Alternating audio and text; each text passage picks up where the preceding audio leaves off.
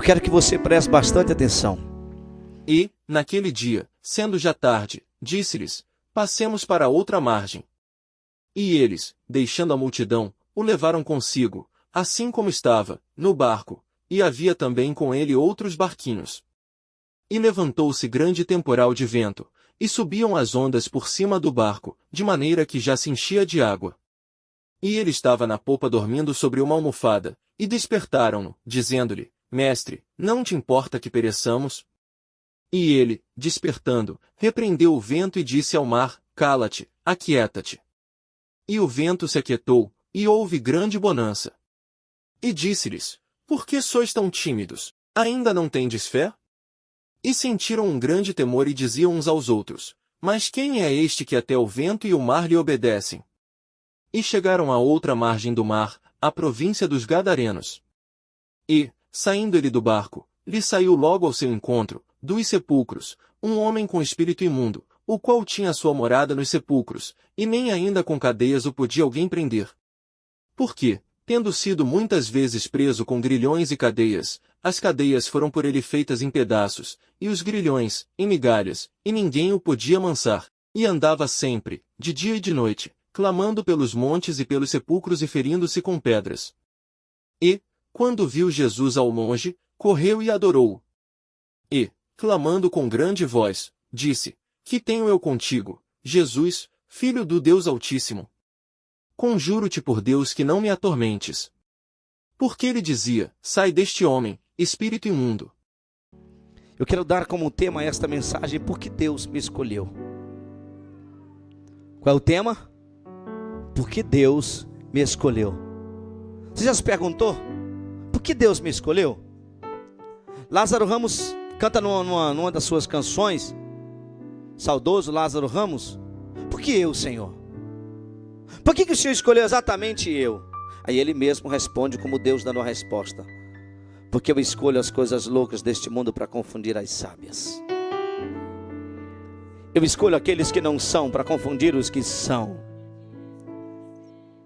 Eu olho para uma igreja nessa noite, querido, que vai voltar para casa e vai encontrar o cenário daquilo que estava meio bagunçado, talvez tudo organizadinho. Talvez você vai voltar para casa e esta semana vai ser a semana que por onde você passar, aquilo que estava quebrado vai estar arrumado, aquilo que estava torto vai estar alinhado. Por quê? Porque nesta noite eu vim como profeta de Deus para profetizar sobre a sua vida que você vai chegar. Talvez hoje você está saindo, talvez alguns dias você já saiu, mas hoje Deus me dá esta palavra para dizer para você: você vai chegar do outro lado, porque eu estou presente dentro do barco.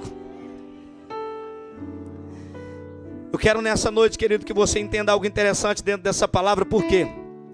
Porque quando eles se preparam para ir para o outro lado, junto com eles vai alguns barquinhos. Aí a mente do pregador às vezes vai longe. Os que pregam sabem disso, até os que não pregam, né? A gente viaja na mensagem. Aí paro para pensar e dizer: saiu muitos barquinhos para o outro lado, junto com ele, alguns barquinhos. E eu pergunto para você: quantos barcos saiu com você desta margem do rio, desta margem do mar, para o outro lado, e você nunca mais os viu? Por que você nunca mais os viu? Às vezes a gente para: Senhor, por onde anda fulano que naquela época, quando a gente estava naquele primeiro amor, entregar a vida para Cristo? Eu vejo alguns irmãos, eu fico, querido, encantado com a história da igreja aqui no Jardim do Lago. Às vezes eu paro ali, esses dias agora o bispo pediu para mim ministrar a Santa Ceia para alguns irmãos, e não sei qual foi dos irmãos que estavam ali, começou a contar história para mim, mas uma história de 50, 60 anos, assim, questão de segundo. E às vezes a gente fica pensando: por onde anda? Se você tiver comprometimento com Cristo, você não vai seguir Cristo em outro barco. Você não vai sair em um outro barco. É melhor que nem saia. aquelas pessoas que saíram, outros barquinhos, eles vão desaparecer no meio da história. A história não vai mencionar eles chegando do outro lado, não. Só diz que ele estava com alguns dos seus discípulos, né? Indo para o outro lado. E de repente, o vento começou a soprar. Você sabia que as águas só se agitam por causa do vento? Não é a água que agita o vento, mas o vento que agita as águas. É por isso, querido, que quando a gente olha para o mar, a gente olha para o rio, as ondas começam a bater. É consequência do vento que está soprando. Mas de onde vem este vento? Quem está no domínio deste vento? Às vezes a gente baixa a cabeça e diz: o diabo tem feito tantas coisas ruins contra a minha vida.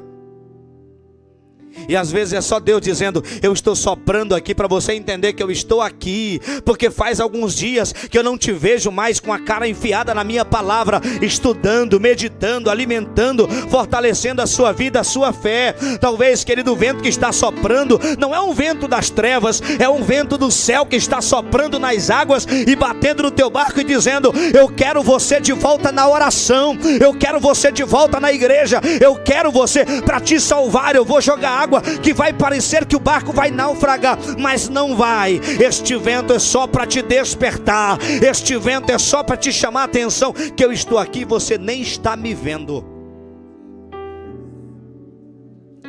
Nós não podemos ter excesso de confiança, porque um dia convertemos a Cristo, entregamos a nossa vida a Ele. Não, querido, cuidado. Não, estou andando, mas eu estou andando num barco paralelo. Cuidado, porque aquele que acalmou o vento e as águas pode ter dado tempo suficiente para que aqueles barcos que não tinham ele na polpa naufragassem. Como assim, pastor? Deus, ele não é injusto em momento algum, querido, em nenhum momento. Mas naquele momento ele permitiu que o vento soprasse nas águas para bater no barco que estava os discípulos. Quando as águas estão muito tranquilas, a gente não está nem preocupado, querido, em chamar o mestre. Olha para mim, porque eu tenho uma palavra para você nessa noite. Obrigado. Eu tenho uma palavra para você.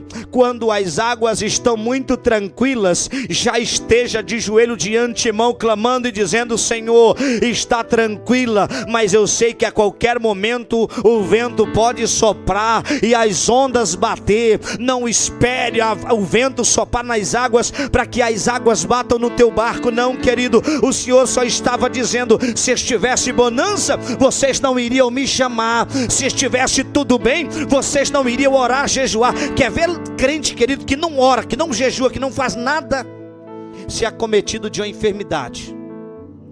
Eu nunca vi crente orar tanto, chorar tanto, jejuar tanto, quando acontece alguma coisa ruim. Parece brincadeira, mas é verdade. E você sabia que a oração, o jejum, não é para combater aquilo que vem, é para nos precaver, é para nos privar daquilo que poderia vir. Então, se você tiver uma vida constante de oração e jejum, você já está, através da oração e do jejum, gerando um escudo sobre a sua vida, para que aquilo que viria não venha mais. Se ele tivesse aproveitado o momento que Jesus estava, Júnior, lá dentro do barco, e disse: Senhor, não durma não, Senhor, vamos trocar uma palavrinha, fala um pouquinho do teu reino aí para nós, vamos conversar um pouco. Aquela tempestade não viria sobre o mar, não viria. Por quê, querido? Porque Jesus estava ali, conversando. Jesus estava interagindo com eles. A tempestade não viria. Por que que a tempestade vem? Por que que o Senhor Jesus muitas vezes permite que o sopro, que o vento bata nas águas para chacoalhar? É só para dizer para você: eu estou dentro da tua casa e você não está me notando. Eu estou presente no teu dia a dia e você não está me vendo. Se você, querido, não estiver vendo o Senhor, infelizmente, talvez Ele vai mandar esse vento soprar e as águas bater para que você entenda que Ele está presente. Aí quando Ele se levanta, Deus se levantou dentro da minha casa para me dar a vitória. Deus se levantou dentro da minha casa para fazer com que as águas possam parar e se fazer bonança. Você só vai chegar do outro lado se você compreender que Jesus, Ele está presente. Ah, pastor, mas tem momento que a fé é pouca. Eu concordo com você, querido. Tem momento que falta fé, pastor. No Senhor falta. Ele é autor e consumador da nossa fé. E tem momento que a fé, eu digo: meu Deus, eu oro para aquilo e não acontece. Será que a minha fé está pouca? Parece que a fé, tem hora que a fé diminui. Tem hora que a fé parece assim que ela está distante da gente. Mas de repente você diz assim: não, isso não pode ser assim. A madrugada que me aguarde amanhã. Não é assim? A madrugada amanhã que me aguarde. Às 3 da manhã, eu vou estar lá. Porque aquilo que estava faltando agora eu vou buscar. Aí a gente diz: eu vou descer as madrugadas agora, porque eu vou buscar fé de novo, eu vou buscar comunhão com Deus de novo, eu vou buscar avivamento de novo, porque parece que eu estou parando, parece que eu estou esfriando, eu já não sinto mais a presença de Deus, eu não consigo mais chorar no culto, eu não consigo mais derramar as lágrimas diante do Senhor. Porque quando a gente está no culto, querido, e a gente sente a presença de Deus, não há uma expressão maior do que glorificar a Deus, e as lágrimas muitas vezes descem no nosso rosto. Não é lágrima de tristeza, mas é a lágrima de dizer: Senhor, eu sinto a tua presença dentro de mim, eu sinto que neste culto, nesta travessia momentânea que eu estou aqui neste momento, o Senhor está presente na minha vida. Ele vai continuar, e as águas bateram, Ele chega, levanta e repreende o vento e as águas do mar, e em bonança Ele segue o caminho. Por quê? Porque Deus me escolheu para passar por tempestade? Sim. Para viver bonança? Muito mais. Você vai ver que em 3 momentos Ele mostra essa tempestade acontecer. Mas os momentos de bonança foram muito maiores do que o momento de tempestade. Então eu quero que você entenda: a tempestade, ela está chegando ao fim. E a bonança será uma bonança duradoura, não será uma bonança passageira. Ela não vai passar por você imediatamente, não. Você vai vencer a tempestade e você vai desfrutar de uma longa bonança. Você crê que você vai desfrutar de uma longa bonança? Que você vai desfrutar de dias de paz? Que você vai desfrutar de dias felizes? Que essa tempestade não veio para te parar, essa tempestade não veio para fazer você se afogar. Essa tempestade só veio para você para dizer: ela é momentânea, mas ela vai passar na sua vida. E a bonança não vai ser momentânea, a bonança vai ser duradoura. Então te prepara, querido, porque se você está vivendo um momento tempestuoso, ela vai passar em nome de Jesus. Jesus talvez nessa noite já está levantando as mãos e dizendo: o vento e as águas da tua vida se acalme e faça bonança, porque eu estou contigo para te levar são e salvo até o outro lado. Então Ele chega do outro lado, querido. Quando Ele chega do outro lado, que Ele desce, poucos passos que Jesus dá, Ele acabou de passar por uma tempestade, irmãos. Os discípulos. É bom quando Jesus ele passa conosco na tempestade, porque depois da tempestade a gente só assiste. Você não vai fazer nada, só assistir. Só assistir as coisas gloriosas que Ele vai fazer. Quando eles chegam do outro lado, na terra dos Gadarenos, já corre um homem ao encontro de Jesus. Aquele homem está endemoninhado. Jesus já deu um exemplo, dizendo: a fé de vocês está pequena.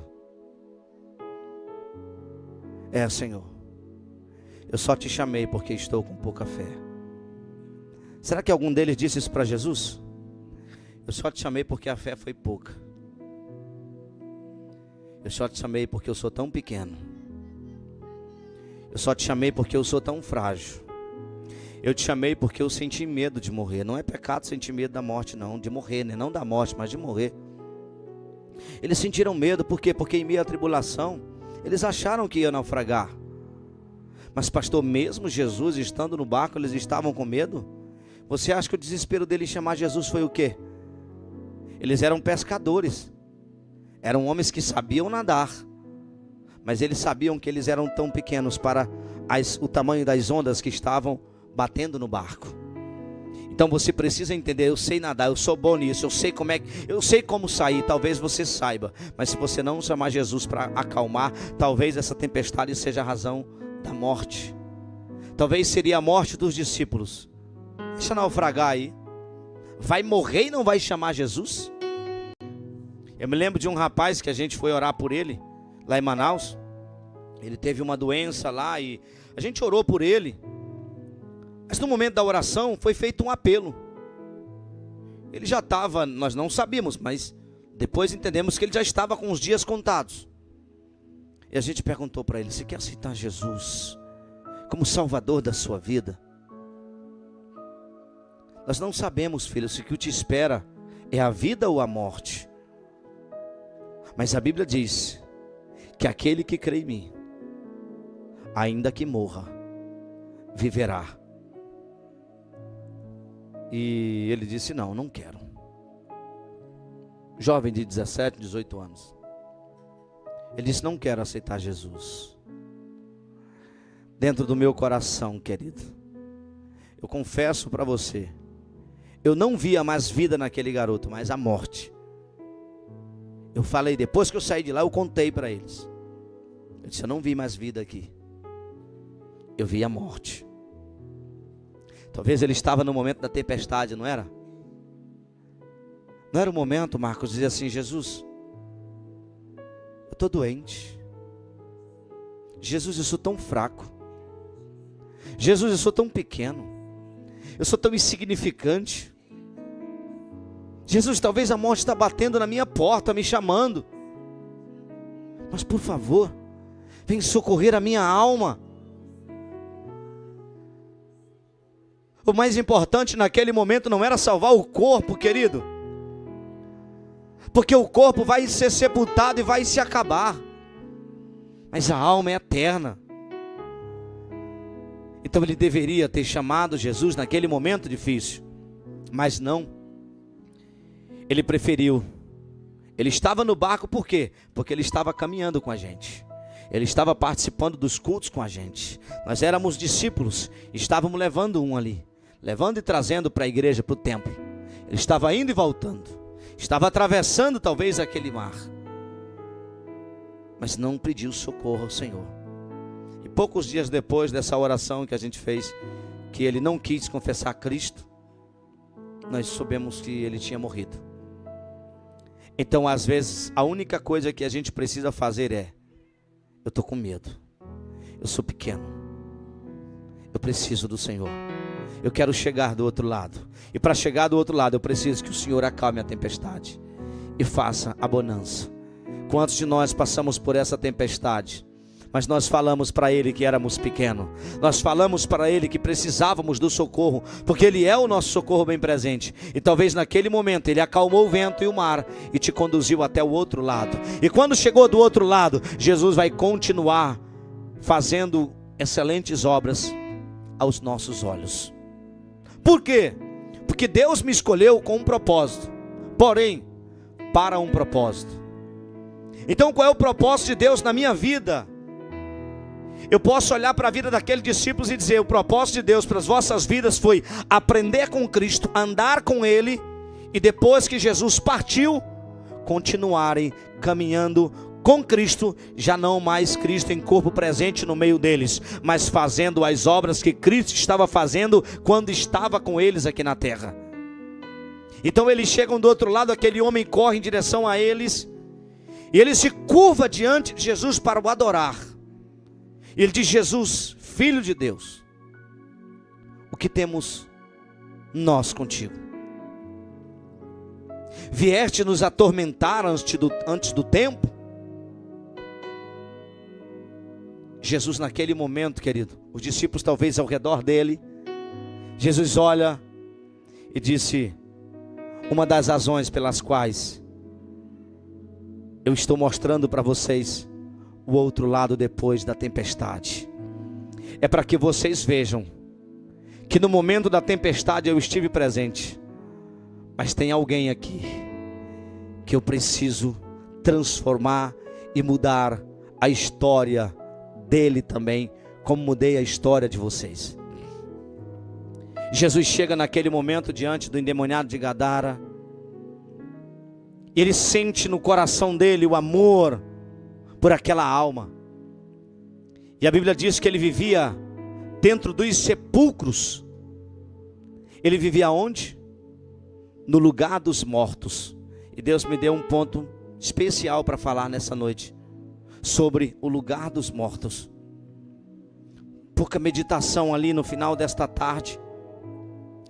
E eu estava lá lendo, de repente eu bati neste ponto, que ele vivia dentro dos sepulcros, ele vivia num cemitério. Cemitério não é lugar de vivos, mas de mortos. E o que aquele homem estava fazendo ali, querido?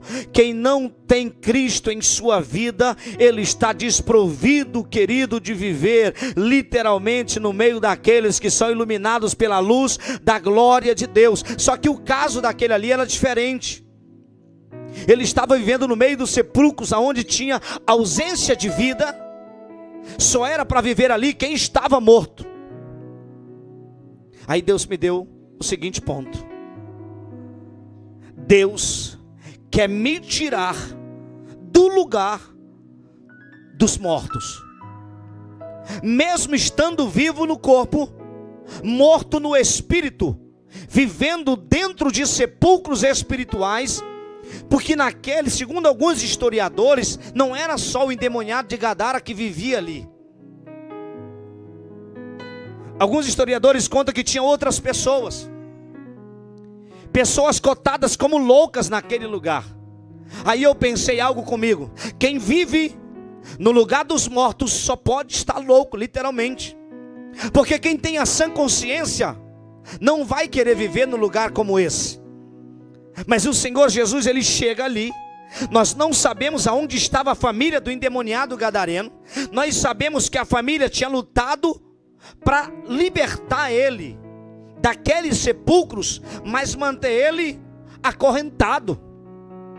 A maior prisão na vida do gadareno não era, querido, as correntes que eles queriam colocar sobre ele.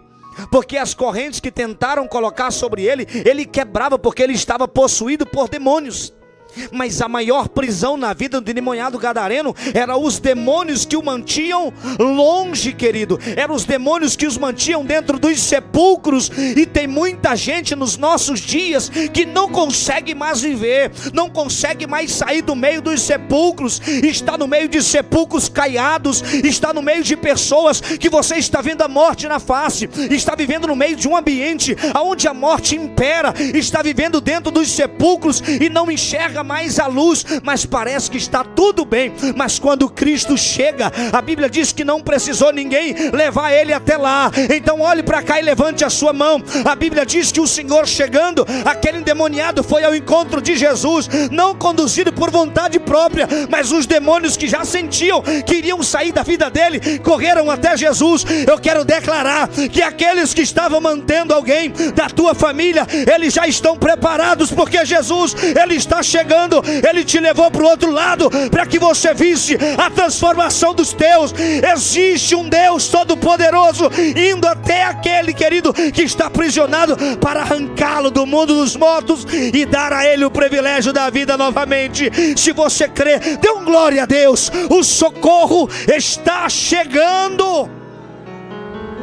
O socorro está chegando, porque Deus me chamou, pastor, para que você entendesse que você atravessar a tempestade e chegar do outro lado é assistir o Senhor tirar dos sepulcros aqueles que estão presos nos sepulcros da morte. Querido, Ele está chegando para socorrer o endemoniado de Gadara. Por quê? Porque Deus está escolhendo ele com um propósito. Talvez alguém já olhou e disse: não tem mais jeito, não é? Não, esse aí pode esquecer. Não tem mais jeito. Ninguém acredita mais, ninguém confia mais. Quantos amigos você tem? Conhecidos, colegas de infância, talvez na família, que está aprisionado, querido. E não é brincadeira. Talvez você já lutou, você já tentou fazer de tudo e não resolveu. Por quê? Porque só Jesus vai solucionar, querido. Só Jesus vai chegar para resolver. Jesus vai chegar para resolver. Eu estou dizendo, querido, que só o Senhor Jesus vai chegar para resolver. Então, se Ele te permitiu passar por ventos e tribulações, se Ele te permitiu passar por muitas dificuldades, é porque tem gadarenos que você precisa assistir Jesus libertando, para que você possa continuar. Você vai passar por lugares, querido, e ver as coisas grandiosas que Deus vai fazer. Porém, Deus só vai levantar o endemoniado de Gadara porque 10 cidades rejeitam a libertação do Senhor. Como assim? A Bíblia diz que quando Jesus pega e eles suplicam ao Senhor: Senhor, nos manda para aquela manada de porcos. Tá bom, vai para elas. A Bíblia diz que todos os demônios, aquela legião de demônios sai e vai para os porcos. E agora está um homem liberto. Jesus está agora olhando para um homem liberto. Os discípulos agora estão olhando para um homem. Eu acredito, querido, que Jesus ele faz os milagres sem a gente nem mover a mão, nem abrir a boca. A gente só acompanha. E Jesus vai fazendo. Só que vai chegar o momento que Ele vai literalmente dizer: agora é você. Ouse dar fé. Você já viu eu libertar, você já viu eu transformar, você viu o que eu fiz, o que eu faço, o que eu continuo fazendo. Jesus é o maior exemplo de cura e de milagres para nós. Quando Ele liberta aquele homem, a Bíblia diz que aqueles que estavam cuidando daqueles porcos, eles vão até uma das cidades e diz: olha, tem um homem que está a alguns minutos daqui, que acabou com o nosso negócio. Os nossos porcos todos desceram despenhadeiro abaixo e morreram. E naquele momento aquele alvoroço corre pelas cidades. Quando corre pelas cidades, a Bíblia diz, querido, que ele já vem de lá, admirados com o que tinha acontecido com ele, mas rejeitando Cristo dentro das suas cidades. Isso aqui é tremendo demais, querido, porque quando eles vêm, Senhor, não entres aqui, nós não te queremos aqui. Por que eles não queriam Jesus ali? Porque ele mexeu no comércio daquelas cidades, ele mexeu naquilo que gerava lucro naquelas cidades. Mas o que Jesus tinha feito, querido, era muito maior do que o valor daqueles porcos que estavam sendo levados por ali. A obra que Jesus fez foi muito maior. O pastor Fernandes sempre dizia uma coisa: se alma, se vidas se comprasse, eu ia trabalhar minha vida inteira, e sempre que eu inteirasse dinheiro de uma, eu ia lá e comprava uma e colocava dentro da igreja. Comprava uma e colocava dentro da igreja. Se fosse assim era muito fácil. Trabalhava, ia lá, comprava, colocava. Trabalhava, ia lá, comprava e trazia. Há tempestades, querido, que nós passamos, que Jesus está no barco. Há outros momentos que a pessoa está lá sozinho. E demoniado gadareno talvez passou quanto tempo só dentro dos sepulcros, Alguns até tentando amarrar, acorrentar, mas não conseguiam. Quantas pessoas estão por aí, aprisionadas, acorrentadas, vivendo no meio dos mortos, e nós sabemos que ela está lá. Você não chamou Jesus por um acaso, querido. Você chamou Jesus para chegar do outro lado, para ver aqueles que estão necessitados, talvez da minha e da sua ajuda. Chegar do outro lado é o suficiente? Não. Continuar caminhando com Cristo é o que Cristo prometeu para mim e para você. Eu estou com vocês todos os dias, até a consumação dos séculos. Ele está presente no nosso meio. Ele está presente ainda nos dias de hoje, curando, transformando, libertando, nos levando a coisas maiores, a viver coisas extraordinárias e maiores. Então chega o momento, querido, que aquele homem é liberto, e quando ele chega o momento da partida de Jesus, Jesus, olha, eu tenho mais coisas para fazer, e ele chega e diz: Jesus, eu vou contigo. Aí Jesus pega e diz: não, tu não vai comigo. Tu é um caso à parte. Eles rejeitaram a mim, mas eles crerão em mim através de você. A Bíblia diz que aquele endemoniado, querido, ele é rejeitado na missão que ele queria, porque Deus tinha uma missão em 10 cidades para ele fazer. Então Jesus pega, transforma o gadareno, não só pelo fato de libertar, mas que ele se tornasse pregador das suas cidades, daquelas 10 cidades que ali estavam. Então, por que Jesus me escolheu? Eu hoje entendo por que Jesus me escolheu. Eu hoje entendo porque passei pelas tempestades que passei. Eu hoje entendo porque tivemos que passar por tudo isso para estar aqui. Tudo tinha um propósito.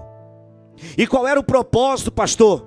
Um propósito de viver, querido, aquilo que ainda está por vir, mas estamos vivendo coisas gloriosas. Minha esposa sabe do que eu estou falando. Então viver essa tempestade que vivemos foi só para isso, para chegar do outro lado? Não.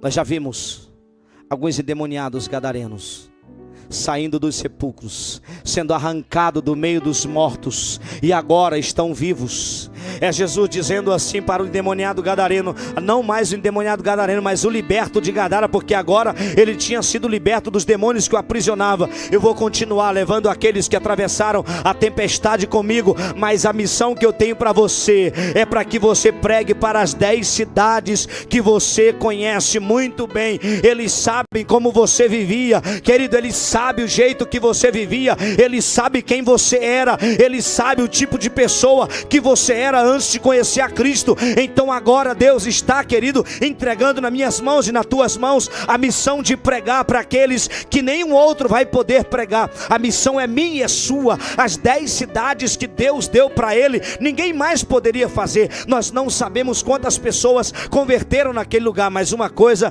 temos certeza: se Deus deixou ele ali, é porque tinha almas para ser salvas naquele lugar. Se Deus chamou alguns do meio dos teus, é porque ele sabe para onde eles for, eles vão produzir. Ele sabe que libertando, querido, ele liberta com um propósito de salvação, mas com um propósito de levar a sua palavra, o propósito de conduzir outras pessoas ao arrependimento, à salvação. Então você entende hoje que Jesus te chamou não só com o propósito de salvar a tua alma. Ele poderia ter vindo até você e te libertado, e o suficiente seria isso. Não. Eu quero que você vá mais além do que isso. Jesus tirou o endemoniado do meio dos sepulcros, do meio dos mortos, e nunca mais ele voltou para lá. Pelo menos, querido, eu acredito que aquele que Jesus liberta completamente, ele não volta mais para os sepulcros, ele não volta mais para o lugar dos mortos. O que eu quero que você entenda nessa noite é: Jesus já nos tirou de lá. Eu não posso mais aceitar o retorno para o meio daqueles, querido, que estavam lá no sepulcro, aqueles que estavam mortos. Não, não, não, não. Aquele sepulcro não é para mim nem para você. Quantas pessoas estavam lá? Talvez um dia eu e você estivemos lá, mas Jesus já nos tirou de lá e colocou sobre nós o seu Espírito, um Espírito de luz. Então comece, querido, agora a viver sob os efeitos do Espírito de Deus, a viver as coisas gloriosas que Deus tem para mim e você viver. As tempestades que Deus fez você passar é para que você veja os milagres que Ele ainda vai fazer. As tempestades que Ele te fez passar é para que você veja, aleluia, no caminhar da tua história, que existe muitas pessoas ainda para ser liberta. Tem uma mulher que sofria de 12 anos de um fluxo de sangue, que Ele vai libertar na mesma trajetória. Tem um homem chamado Jairo, que Jesus, Ele vai até a casa dele para curar a sua filha. Então quero perguntar para você: está disposto a continuar caminhando com Cristo para ver aqueles que Deus ainda vai libertar no decorrer da sua caminhada com Ele? Se você entende isso aqui, querido, não pare, não desista, não desanime. Tem momentos de afronta, tem momentos de lutas, tem, mas Deus vai mostrar para você: eu vou estar sempre presente, eu vou levantar aqueles que estão caídos e você vai ver isso acontecer. Eu vou ressuscitar a filha de Jairo e você vai ver. Eu vou curar e você vai ver os feitos do Senhor no decorrer da tua caminhada com Ele.